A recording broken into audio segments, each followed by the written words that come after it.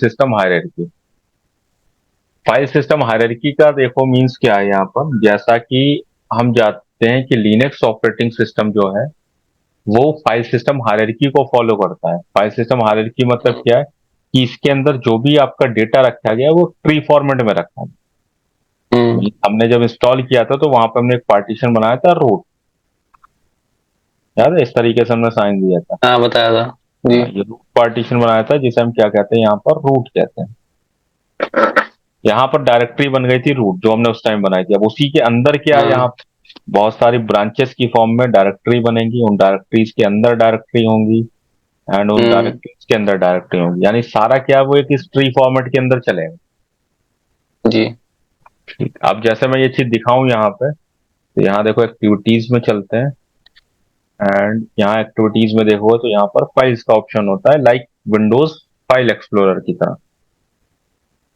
तो just click on this files and we'll get the information about the file system. सो यहाँ पे हम्म। हमारे पास क्या है, ये अदर लोकेशन का ऑप्शन आ रहा है, जैसे वहां पे आता है आपको दिस पीसी का ऑप्शन। अब यहाँ हमें क्या दिख रहा है, हमारा एक पार्टीशन जो हमने बनाया था, यानी कि हमारा क्या रूट, यहाँ पे देखो ये रूट दिख रहा हम्म। है, ये चीज जी। दिख रही है। हाँ, दिख गई। ठीक, तो ये क्या है, ये रूट है। अब सब कुछ इसी के अंदर है, यानी जितनी फाइल्स, डायरेक्टरी, पार्टीशंस कुछ भी है तो वो सारा का सारा क्या है, इसके अंदर। ओपन करता हूं अगर मैं, तो यहाँ पे देखो ये सारी हमारे पास डायरेक्टरीज दिख रही हैं जिसके अंदर पूरे लाइनक्स ऑपरेटिंग सिस्टम की इंफॉर्मेशन, उससे रिलेटेड फाइल, कन्फिग्रेशन फाइल, सब कुछ यहाँ है। हम्म। ठीक, सो यहाँ पे अगर हम देखें तो यहाँ पे देखो जैसे बूटिंग है, यहाँ पे बूट की फाइल्स ये पड़ी हुई हैं, या कोई भी देख सकते हो, डिवाइस है तो डिवाइस के अंदर ये बहुत सारी फाइल्स एंड डायरेक्टरीज पड़ी हुई हैं। राइट, ऐसे ईटीसी में जाओगे तो बहुत सारी फाइल्स एंड डायरेक्टरीज यहाँ भी पड़ी हुई हैं। हम्म। तो जैसा मैंने कहा था कि ट्री फॉर्मेट के अंदर इन डायरेक्टरीज के अंदर डायरेक्टरी और उनके अंदर डायरेक्टरी रहती है। ठीक, तो यहाँ पर हमारे पास सारी है। अब हम ये समझते हैं कि यहाँ पर जो डायरेक्टरी है इनके अंदर डेटा कौन सा रहता है, क्योंकि आगे हमें इन्हीं डायरेक्टरीज की जो है वो नीड पड़ने वाली है। तो अच्छा। अगर हम इसे यहाँ पर समझें, ठीक, यहाँ पे देखो हमारे पास सबसे पहले तो हम समझते हैं हमारी जो कमांड्स रन होती हैं, यानी आप सिस्टम में जो भी हम्म। कमांड चलाते हो, तो वो कमांड कहाँ रहती है, क्योंकि यहाँ पे हर चीज जो है वो फाइल की फॉर्म में अवेलेबल।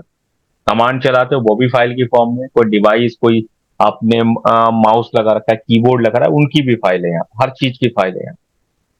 ठीक, सो यहाँ पे जो हमें एसबिन दिखती है डायरेक्टली, जैसे एसबिन के अंदर क्या रहती है, आपकी सिस्टम कमांड्स रहती है।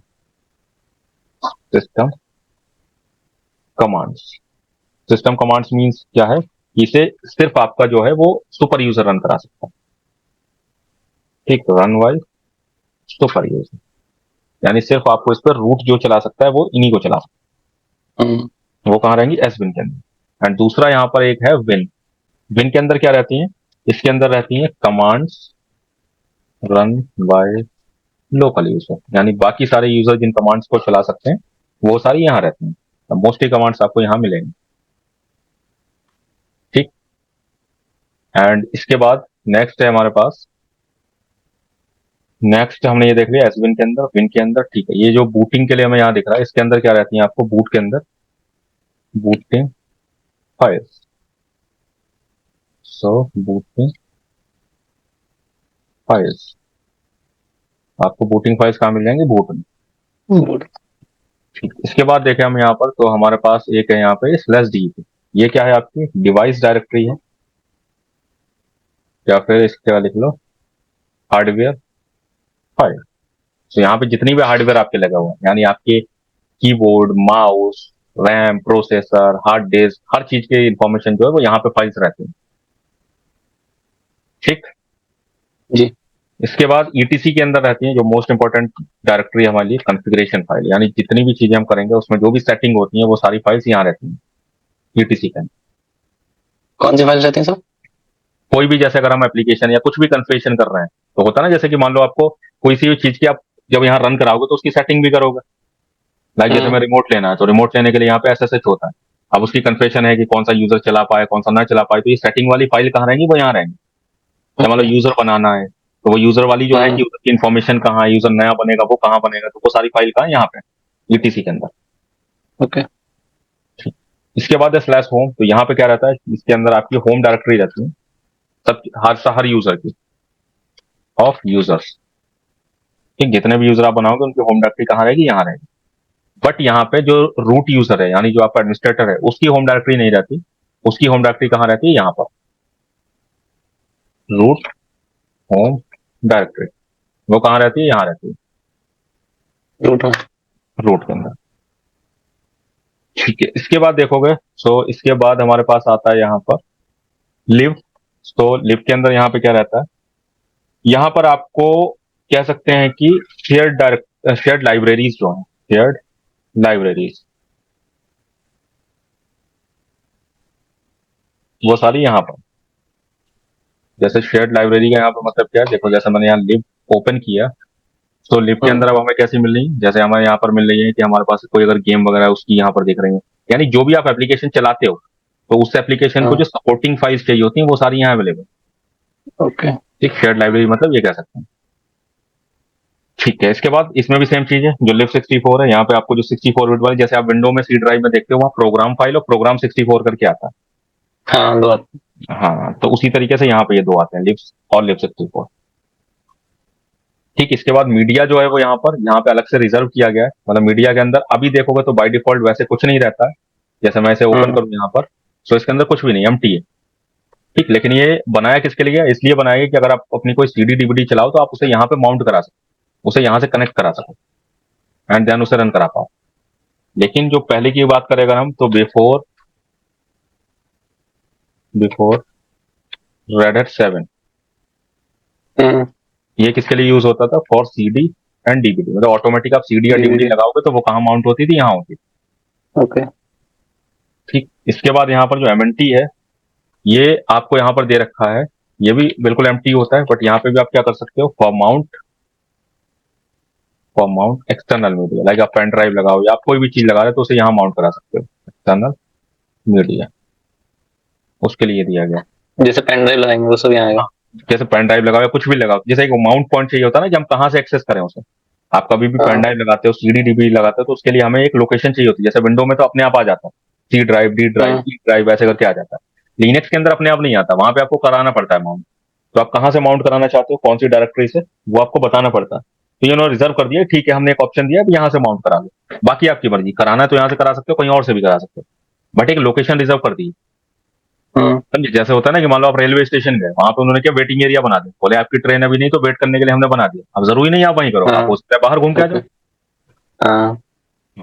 ठीक है, फिर है यहाँ पे ओपीटी। ओपीटी के अंदर आपको यहाँ पे क्या दिखेगा, यहाँ पे जो थर्ड पार्टी आप सॉफ्टवेयर करते हो, कोई भी थर्ड पार्टी सॉफ्टवेयर, उसकी जो सपोर्टिंग फाइल होती है वो यहाँ रहती है। जैसे ऐसे सॉफ्टवेयर जो लिनक्स के नहीं बनाए हुए हैं, अलग से हैं, जैसे क्रोम है, वो क्या अलग से बनाया गया, इनका खुद का नहीं है। या आप कोई और लिब्रे ऑफिस करते हो, अलग है। तो वो सारे आप क्या कर सकते हो, यहाँ पे मतलब इंस्टॉल करोगे तो वो उसकी जो सपोर्टिंग फाइल है वो कहाँ इंस्टॉल होंगी, यहाँ पे ओपीटी के अंदर। ठीक, इसके बाद यहाँ पे पीआरओसी, यानी ये किसके लिए, प्रोसेस डायरेक्टरी यहाँ है। यानी कि जितनी प्रोसेस आपके सिस्टम में रन होती हैं उसकी फाइल्स कहाँ रहती हैं, वो यहाँ रहती हैं, प्रॉक के अंदर। क्लियर। जी। इसके बाद यहाँ पर जितनी भी आपकी रनिंग प्रोसेस है वो यहाँ /रन के अंदर रहती है, जितनी भी रनिंग प्रोसेस। फिर मतलब अगर प्रोसेस रन होना बंद हो जाएगा तो फिर फाइल यहाँ से डिलीट हो जाएंगी। फाइल यहाँ डिलीट हो जाएगा, लेकिन सिस्टम ऑन होने के बाद कोई ना कोई प्रोसेस रनिंग होती है। ऐसा कभी नहीं होता कि एक जैसे हमने मान लीजिए कोई हम्म, जैसे हमने कोई एप्लीकेशन खोली, उसकी रनिंग प्रोसेस, उसकी फाइल यहाँ आ जाएगी। यहाँ आ जाएगी, हमने वो वाला एप्लीकेशन बंद कर दी तो उसकी फाइल डिलीट हो जाएगी यहाँ से। की हट जाएगी। लेकिन हाँ, बाकी और चीजें जो चलती रहेंगी उनकी रहेगी। तो आप कुछ ना कुछ चलेगा, आपको सिस्टम में कुछ नहीं चलेगा तब भी आपको इंटरफेस जो दिख रहा है उसकी भी रनिंग फाइल्स हैं, उनकी प्रोसेस हाँ। रन। ठीक, ठीक है, इसके बाद यहाँ पे है आपको अगला सिस। यहाँ पे SRV। आपको, हाँ एसआरबी भी है, अभी उस पर भी आएंगे। ओके। ठीक, सिस है, सिस किसके लिए, यहाँ पर आपको ये सिस्टम सिस फाइल सिस्टम। हाँ, ये किसके लिए होता है, आपको सिस एफएस यानी सिस्टम फाइल सिस, इसे कैसे पढ़ सकते हैं, system file system, system file system के लिए होता है। एंड इसके अंदर जो इन्फो रहती है, इन्फो कर्नल की, जो हमारा कर्नल होता है ना लिनक्स का, उसकी इंफॉर्मेशन इसके अंदर रहती है। ठीक, इसकी इंफॉर्मेशन रहती है। एंड इसके बाद है हमारा टीएमपी। तो टीएमपी के अंदर हमारी क्या होती है, यहाँ पर टेम्पररी फाइल्स रहती हैं, टेम्पररी फाइल्स इसके अंदर रहती हैं। एंड कितनी रहती है, 10 days ओल्ड रहती है, 10 days ओल्ड, ओल्ड। ठीक है, तब तो 10 ये दिन हम लोग बाद। डिलीट कर सकते हैं फाइल्स। हाँ, ये हम डिलीट भी कर सकते हैं, बट लिनक्स की अच्छी चीज है ना, 10 दिन बाद अपने आप हटा देता है। जैसे विंडो में क्या, विंडो हाँ में आपको खुद करनी पड़ती है, अपने आप एक भी नहीं हाँ, हटती है। वही। लेकिन यहाँ 10 दिन में अपने आप हटा देता है। ओके। ठीक, इसके बाद यूएसआर में जो है, आपके ऊपर जो हमने देखा था वहां पे लोकल जो थर्ड पार्टी वाले सॉफ्टवेयर थे उनकी सपोर्टिंग फाइल थी।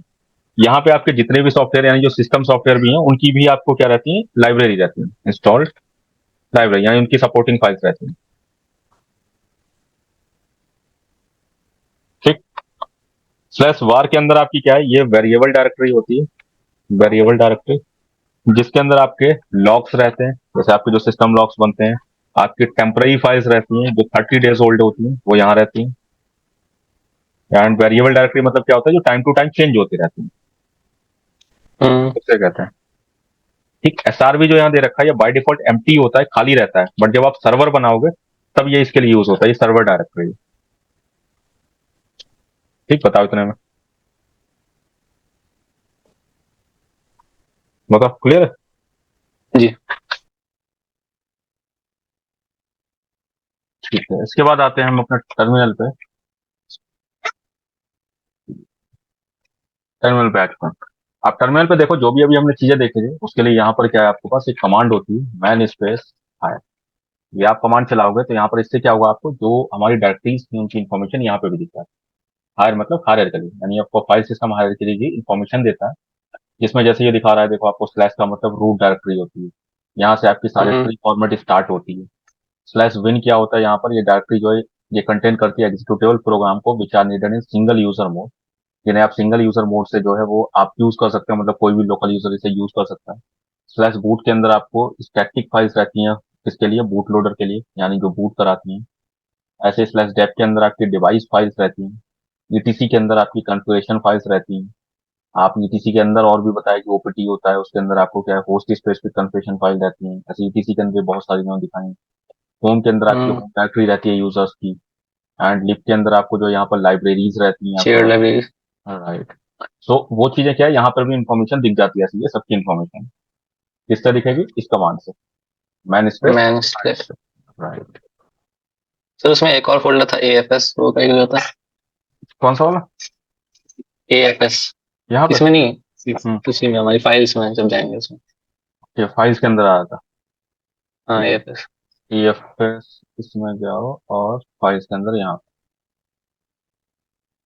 अदर्स कंप्यूटर्स, ये वाला बता फ्री रहा फर्स्ट। हाँ। है। हाँ, EFS जो इन्होंने दिया है वो यहाँ पर आपको जो एक फाइल सिस्टम के लिए दे रखा है। जैसे पहले क्या होता था, ये रेड 8 तक नहीं आता था। इससे पहले हम्म। अभी हम जो पढ़ रहे हैं वो हम क्या पढ़ रहे हैं, रेड 9 पढ़ रहे हैं। नहीं। बट रेड हैट 8 तक जो है ये एफएस नाम का कोई भी फोल्डर आपको नहीं दिया होता था, बट यहाँ पे अभी देने लगे हैं। ठीक, अब यहाँ पे ये जो देते हैं तो इसके लिए इनका एक रीजन यहाँ पे क्या है, इन्होंने ये प्रोवाइड किया है कि आपको अगर कोई रिमोट फाइल या लोकल फाइल एक्सेस करनी है, ठीक, जैसे कोई रिमोट फाइल है किसी दूसरे सिस्टम की है, उसे आपको अगर यहाँ सिस्टम में लाके माउंट कराना है, तो वो चीज आप इससे कर सकते वो। हो।